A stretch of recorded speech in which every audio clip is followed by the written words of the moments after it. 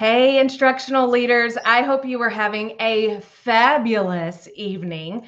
I hope you're able to join us tonight. We are super excited to be here. But the first thing that I just want to say is, man, the start of every school year for me as an instructional leader could have been so much easier if I would have just let go of having to be in control of everything and let go of having to try to prove myself for everything and just did the things that Jana and I are about to talk about tonight. So that brings me to my guest and why we are here. Miss Jana Lee, thank you for coming tonight.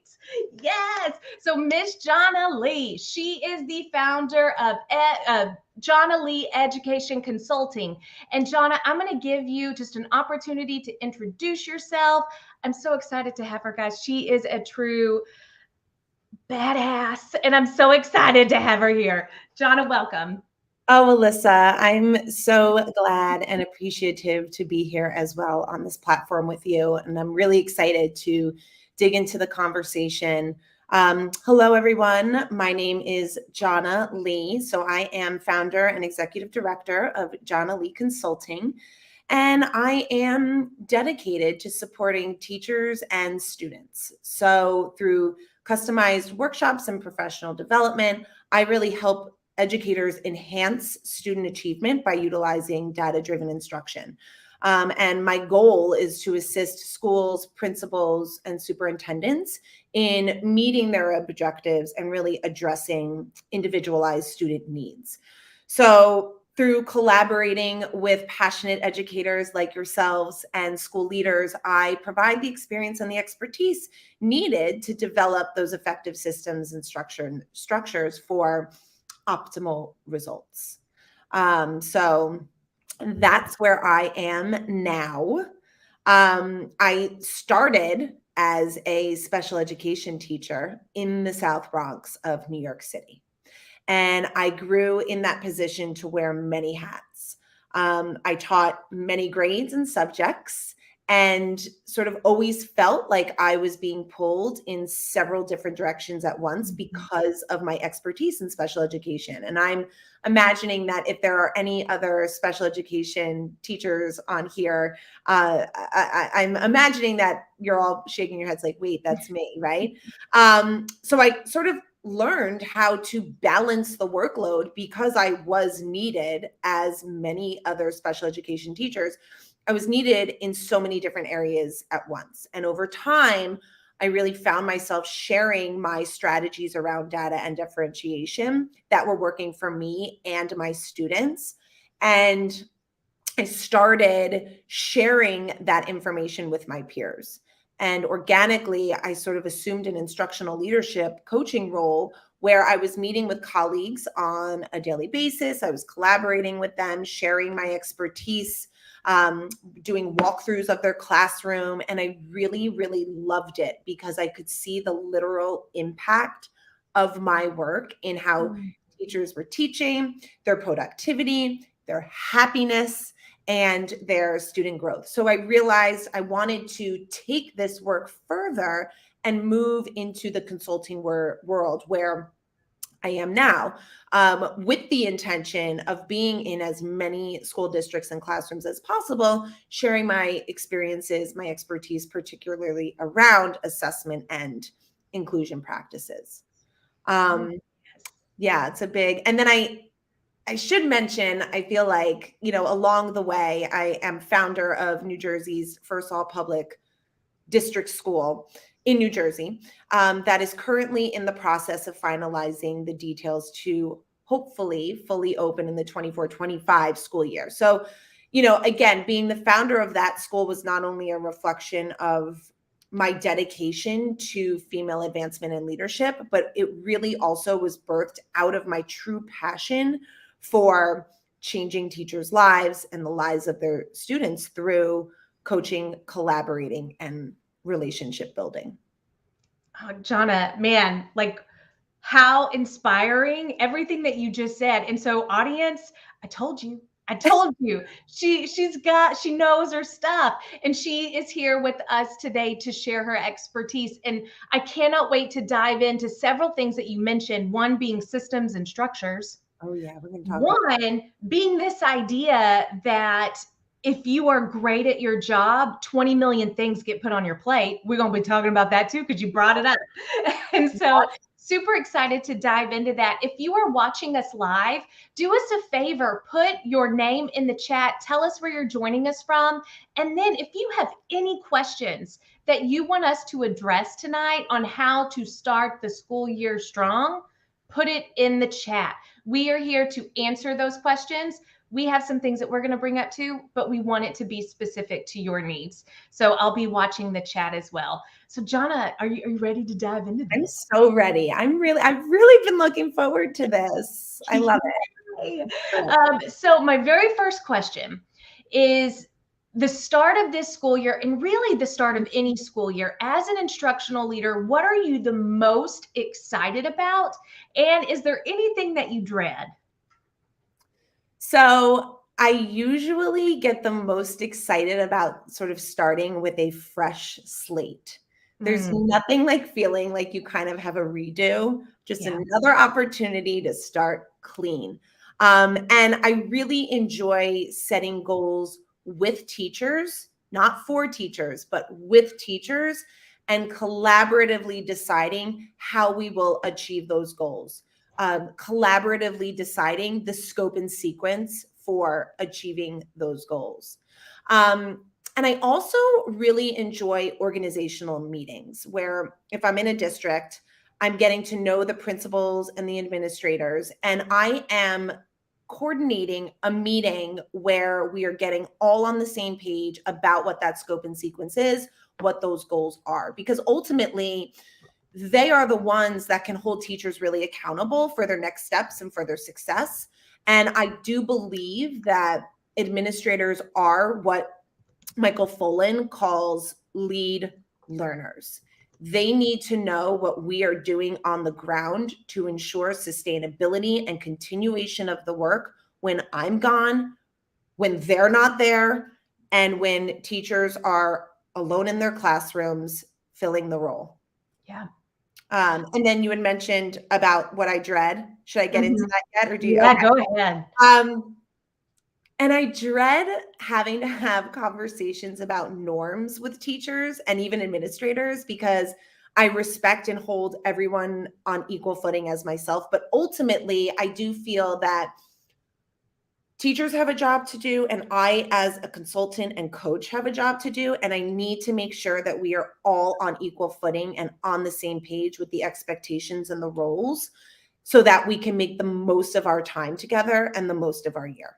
Yeah. Okay. So I'm really glad that you brought up this concept of time because Michelle Rui just put a question in the chat for us about that and how to balance spending enough time with all new staff, but still give equal attention to those that are not new. So thinking of this, Jana, what do you do as an instructional leader? Sure. So what I try to do the most is bring in staff that are not new into sort of, I call them in many cases cohorts. So bring them into the conversations and the steps that I am completing with new teachers. So kind of going back to sustainability and continuation of practices that we are, working with teachers to tweak and really become very strong in. It's important that everybody in the school community is on board. So what does that mean? That means I have to find ways to bring in these teachers whom maybe I've been working with over a period of time and are not new, bringing them in on that learning journey with new teachers. That's creating a real communicative, collaborative culture where nothing's necessarily happening in isolation. Everyone's hearing the same messaging across the board. So even like with instructional walkthroughs, grabbing new teachers and bringing them in to see what's happening in the other teachers' rooms.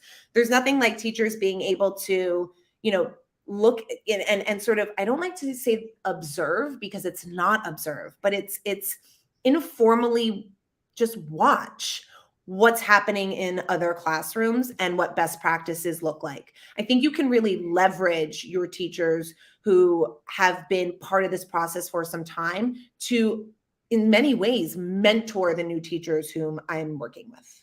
Absolutely. I don't know, this might be an unpopular opinion, but I don't meet with the new teachers just like new teacher meeting because they already have so much of that with, and especially here in Texas, I don't know what it's like everywhere else, but they have new teacher mentor trainings and they have all of that other stuff. So as an instructional leader, I really like to build that sense of community and professional learning community. And so just like you said, Jana, I leverage the expertise of others as well, and we absorb them. And then I will tell you this, I am a planner, so instructional leaders, and we're going to talk about this, the importance of planning your time every day. And I'll block out an hour or 2 hours at the start of the year where I intentionally go check on new teachers and just kind of get a feel so I can have those conversations. But for the most part, I schedule the majority of the time as a collaborative team. Absolutely. And I think new teachers in particular really love knowing that they have other teachers to fall back on, that there is a unit here, and that everybody is on, no one everybody is at the same part in their journey, and something to know that you've got a partner who's also with you in that, just I think eases the stresses of everything else that they have on their plate. Yes, 100%. We're stronger together than we are apart. Like we hear that quite often. So, how do you mentally prepare to start the school year, days or weeks, even in advance? What are some things that are important to you to make sure you have the mental clarity and capacity to dive into the new year? So oh my gosh. Okay, so no one judge me for this answer. Well, now we got a judge.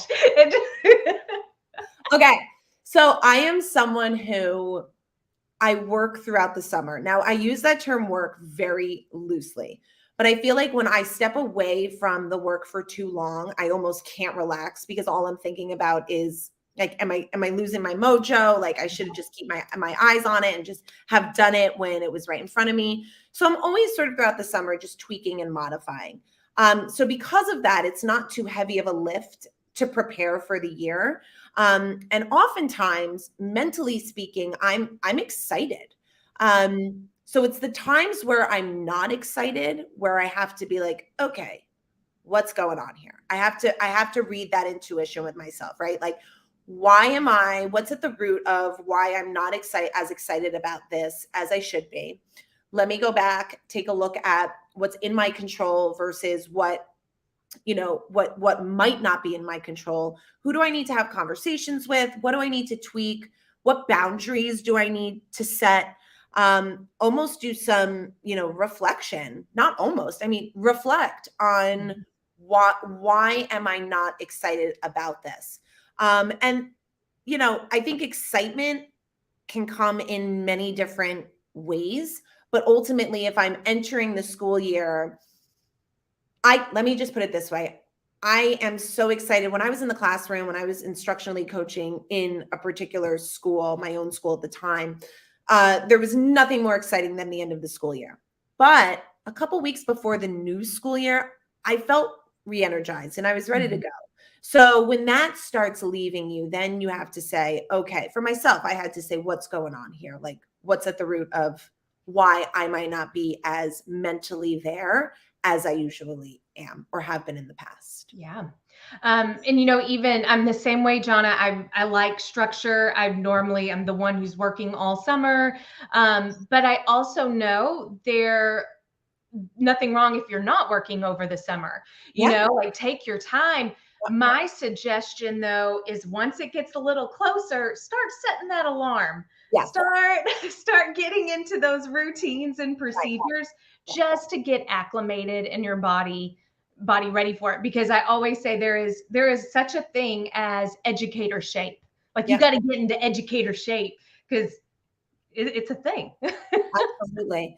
And it's, I think there's two parts of the year that are really important. The last week or so of the year where you have an opportunity to perhaps everything is fresh, tweak and modify while the time is there, right? While perhaps things are just not as structured as they would be in the middle of the year, right? And then the week prior to school. I Yeah. felt really comfortable with that first day of school when my classroom was set, and I know we're going to dig more into this, but when my systems and structures were there, and when I, felt that I had gotten myself into a routine prior to that first day of school. Yeah. Let's kind of unpack that a little bit. As an instructional leader, whether you are an administrator, an instructional coach, a superintendent, a coordinator, whatever leadership role you hold, what is imperative for you to prepare to start the school year when it comes to systems, putting systems in place? What would you say is so important to have done? Sure. So there are three things that I think you need to kick off your year. Oh, tell Okay. us. You need to have the proper systems in place, Mhm. down to the nitty gritty. And I'll talk more about that in a minute. You need to have a kickoff meeting with any other instructional leaders or administrators who are working with you or not with you, but sort of overseeing your work. Okay. And you need to celebrate the wins. Those are your three must haves. And you have to have a plan for all three of those.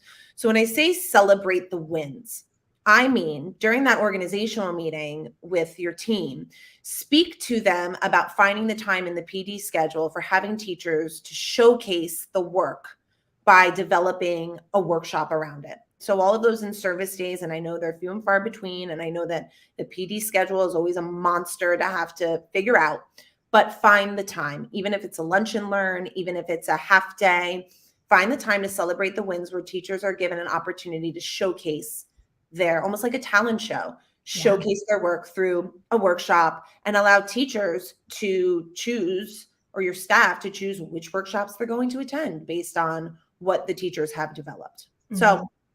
back to creating systems. So having all of those systems in place ahead of the year will make the work that we do easier. We have the information, right? Like we know, we've got the expertise, we know the research, we've got the strategies, or if we don't, we're going to figure it out, right? We're going Yeah. to come prepared with that information. But it's really important that we are also as prepared as possible with how to input that information, how to track that. What are what templates do we have? What do our folders look like in Drive? What ways are we holding teachers accountable? And I don't mean that in a negative way. I'm just saying, like, what template do you have that that tracks what the steps are and tracks Yeah. accountability, not just for the teachers, but for us as instructional leaders, for principals. I mean, everybody needs to show that they're holding up their end of the bargain in this relationship. And so when you have everything in place in terms of those systems and structures, then the focus can be completely on the work, on the Yes. conversations. And then you're just using those systems to help you. You're using those systems to fill in that information, to fill in the debrief, to fill in the collection of evidence that you're gathering during a walkthrough. And I think along with those systems comes anticipating responses. So, what do I mean by that? Spend time thinking about how teachers may respond to the work, to a debrief conversation, to Yeah. any resources you are sharing or feedback you are giving, and prepare for how you will respond to those things. Get a folder and Drive, create a document where you create 2 columns. In one column, you're listing out the anticipated pushback that you might get. And in the other column, how you plan to respond. That way, you aren't caught off guard or feel unprepared. And you, as the leader, won't take any hesitancy from a teacher. You won't take any negative pushback that you might get from them. You have those teachers that straight up just are not interested in what you are saying. You won't take any of that personally, right?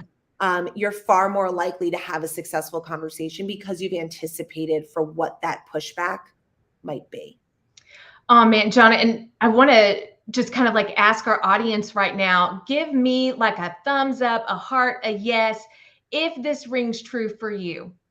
If your leadership team, if they were all on the same page and they had created their systems and protocols and they all aligned, would it make your life easier? Would it make you want to follow more? Would it make your days less overwhelming? And I love, give us a yes, give us a heart, give us something. Like if that is something, because administrators, instructional coaches, everyone needs to be on the same page.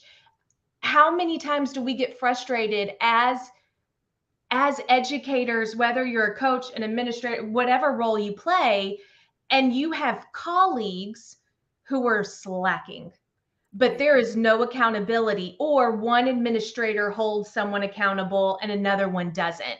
So just like you said, aligning this vision of accountability or any kind of systems and structure among the leadership team is imperative. And then communicating that to the staff. So important. Alyssa, I think, also something I want to note is this really can become part of, no matter where, even if your role isn't titled instructional leader, instructional coach, right? We're all a mentor in some way. And these are strategies that can be used universally, right? So even if you have a student teacher, who, you know what I mean? So you're the classroom teacher and you have a student teacher. Even if you have a co-teacher, so maybe you're gen ed or special ed and you've got that counterpart to you, right? These are all strategies that I think are beneficial for just relationship building in general, and really using the time wisely to be the most productive and efficient, because no one wants to waste their time. Absolutely. Communication, alignment, just taking the time to do that together. And I like to just really like carving out success criteria. Like, hey, if we're hitting this goal, what does success look like? Right. All of that, align it. Okay. So, kind of along those same lines, in your experience, what have been some common challenges that leaders face at the start of the year, and how do you overcome them? You talked about anticipating some of these things. What are they? I mean, common challenges really, I have found instructional leaders coming in and creating the goals and the scope and sequence for educators and for teachers rather than with teachers. Yes. So almost Yes, like a little louder for those in the back.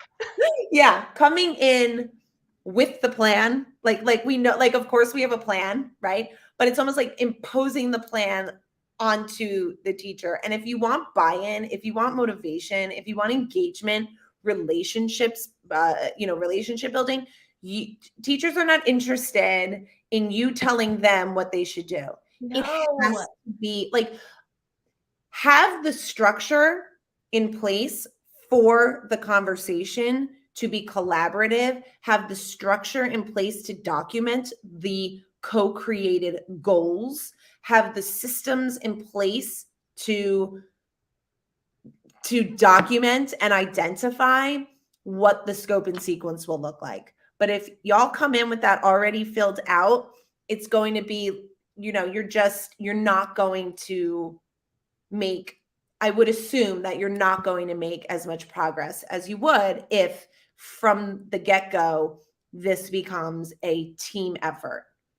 Well, and I will tell you, in my experience, I have seen 0% of administrators meet their goals if they create the campus goal for the staff. Right. They don't meet it because it's not co-constructed. There's not that buy-in. And I get administrators and I get instructional coaches asking me all the time, well, what if they don't choose the goal that we need to choose? Right. And I'm just like, listen, all rising tides sail ships.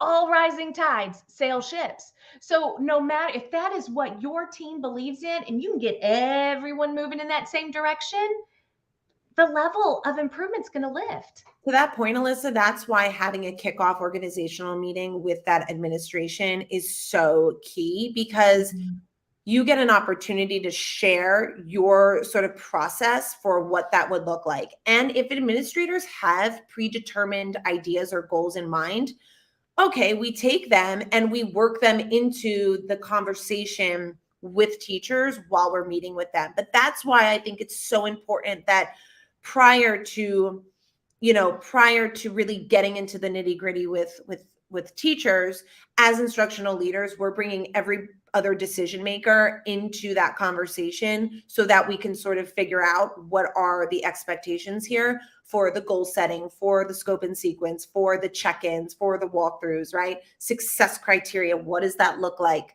And all of that is really important to establish at the beginning. Yeah. So I want to kind of like recap two big things that we've already talked about for leaders in any capacity that they need to do to prepare for this new school year or to launch it successfully. One, we've talked about having your systems and protocols in place and aligned with all stakeholders. Mm-hmm. And then we've talked about co-constructing, I will say, like curriculum or resources or goals, not handing it to them. Those are two big things. You had mentioned also having those kickoff meetings with stakeholders, but that goes with doing those two things, having the systems and protocols and co-constructing, and then schedule celebrations. I have Intentionally. to. Yes. Yes. Yes. So what are your top 3 must-haves or must-dos as a leader for the start of the year? So as a leader for the start of the year is the first thing would be having my Google Drive. I just cannot reiterate it enough. Having my Google Drive ready to rock so that I'm not spending time or getting frustrated with not being able to grab and document and track all of the information that I am collecting. The second must-have is a relationship building mantra moment, just continuously remembering about the importance of relationship building and ensuring that I am doing that, not only just throughout my journey with the teacher or teachers, but that I am intentionally being communicative and transparent and clearly establishing that. I've written out, to be honest with you, there have been times where I've written out scripts for myself to have with teachers because there are so many pieces of that relationship building that I don't want to forget. So that is something that, I have found to be handy in the past, and being transparent with the teacher and saying, hey, listen, I wrote something out that I'm going to share with you because I want it to be very clear and I want it to be very straightforward and I want to be transparent with you. And teachers like seeing that sort of vulnerability, and it doesn't come from a fake place. It's a very organic place for me to, have that openness with a teacher, to be vulnerable with the teacher and to let them know that this is sort of my process for ensuring that we start on the right foot. And then starting the year knowing how the wins will be celebrated. Like it's a non-negotiable. I'm not just, oh yeah, we're going to celebrate the wins. No, how are we doing it? How are we doing it? What is it going to be in the weekly? in the month, in the monthly, weekly? Is it going to be in the school newsletter? Are we doing a lunch and learn? How are we celebrating the wins? Teachers want to know that you have a plan, and I want that to be part of the conversation that I have initially with teachers. Hey, listen, we're going to go down this road. I want us to document it. I want us to talk openly about it. And then if you're okay with it, I'd love for you in some capacity to share this with your staff or with the rest of your teachers, if that interests you. And we don't have to talk about that now, but or dig really into that now. But I just want you to know where this has the potential to go. Yeah. And again, being open and letting teachers know that this is so much more than just here, right? That it's about impacting the school community, and that what they learn, how they learn it, and their thought process throughout it is important and should be shared with those around them. Yeah. I've had some administrators, especially at the secondary level, who, have just been like, okay, look, how are, motivating? How are we doing these celebrations? Yeah. And what I've done a lot of research on adult motivation. And one of the number one factors is autonomy. But then also, when you are co-constructing those goals, having very clear success criteria. How are we monitoring success? And when you take the time to acknowledge the small wins, that's when adults are motivated. I don't necessarily need an ice cream party. Like I don't eat dairy, so I'm not gonna, want to partake in the ice cream party. However, if you come to me and give me a shout out for meeting a success criteria, that is the celebration I need. You don't have to spend hours and lots of money, but if you are intentional with finding the small wins, it's huge. And adults respond to that. Yes, they do. And it lets them know that your word counts, because you hopefully that was part of the conversation at the beginning of the year, and then there's follow through. And that's one of the ways that as instructional leaders, we get to show our end of the follow through. Yes. Right. It's not just falling on the teachers themselves, but that this is a two-way street. Yes. Beautiful. Okay, so I've asked about like your three must do's. Now tell me, what are your three must haves? What are three recommendations that you have for instructional leaders that they can go and just absorb some more knowledge? Sure. So I have Always a Lesson, Gretchen Bridgers. Her podcast is remarkable. She invites other educators on there to share their experiences in their roles within education. It's so relatable, it's not overwhelming, and she has a really lovely and inspiring way of communicating and connecting with her audience. The second one is I I am so obsessed with this book. I've had this book for 5 years and I still use it. Michael Fullen's The New Meaning of Educational Change. He talks a lot about lead learners in there, how principals and superintendents and instructional leaders are all responsible for their learning when creating systems that create change.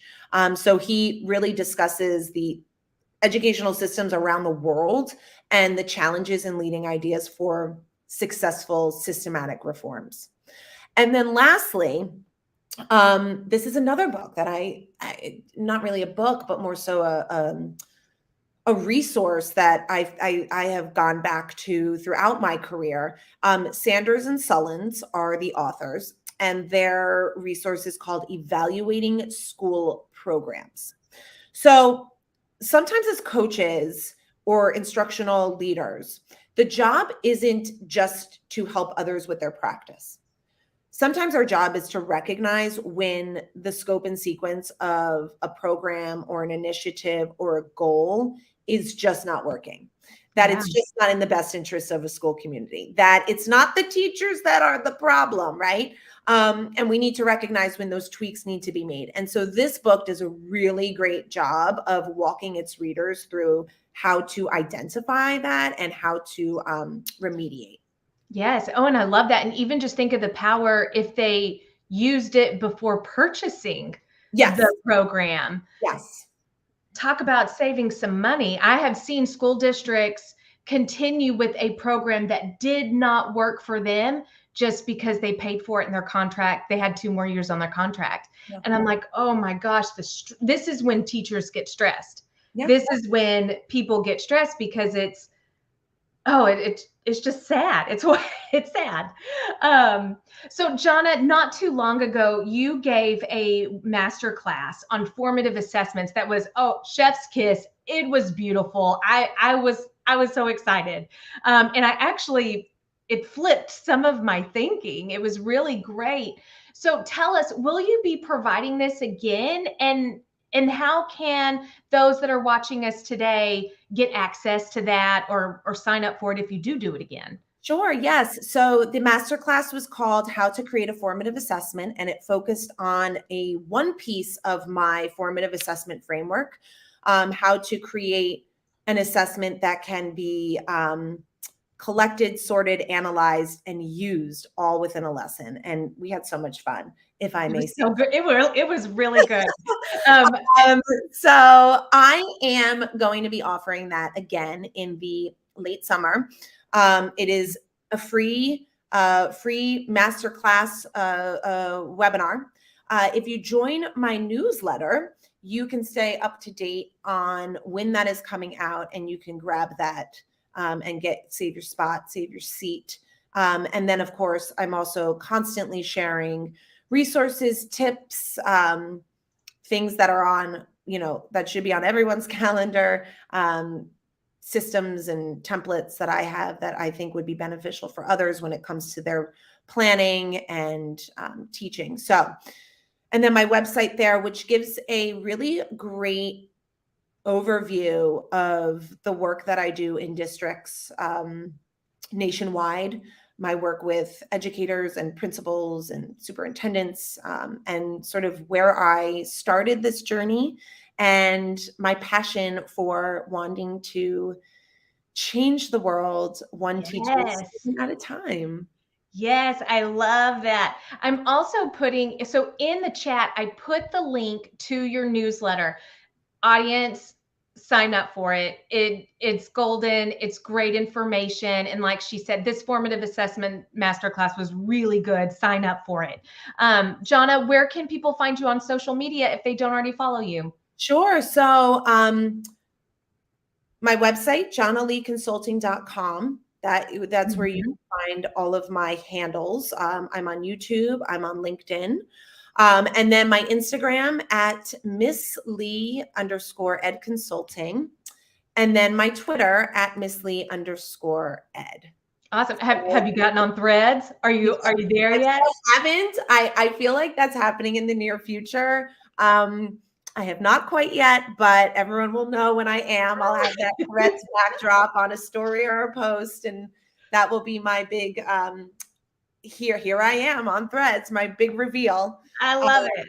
But yeah, if you check out my YouTube channel, I try to post little what I call snackucations, little video tidbits about just some strategies that you can use as teachers to make your lives easier and keep the joy in your teaching practice. So I love that. Snackucations. Little snack, little knowledge-filled moment, the two coming together. Yeah. Beautiful. So everyone, thank you so much for coming tonight. Jana, help me recap real quick because I don't want to miss anything.